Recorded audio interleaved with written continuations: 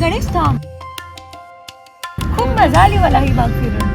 तू एवढं लहानपणीच आठवणी सांगितल्यास, पण तू कॉन्स्टंटली खुश नव्हतास. नक्की तुला झालं काय?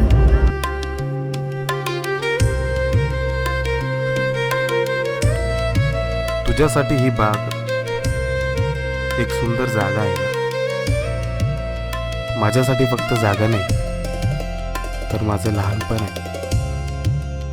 ते आपण मगाशी चालत आलो, तिथेच आम्ही लपंडाव खेळायचो. आणि आईने कधी मारलं तर मी इथे येऊन बसायचो एकटाच रडत.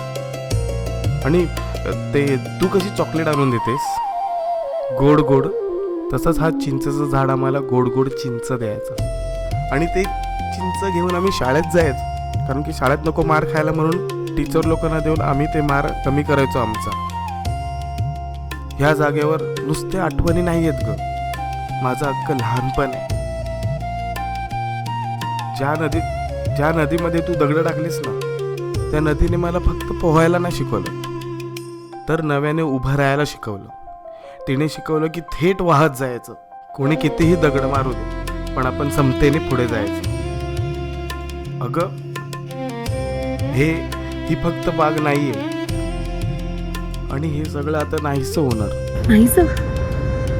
हा, कारण उद्यापासून ही गोड चिंच आपल्याला खायला नाही मिळणार.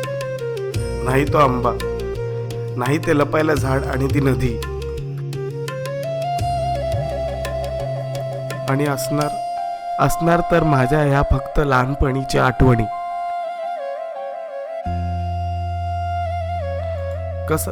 कसं विसरू मी हे माझं बालपण.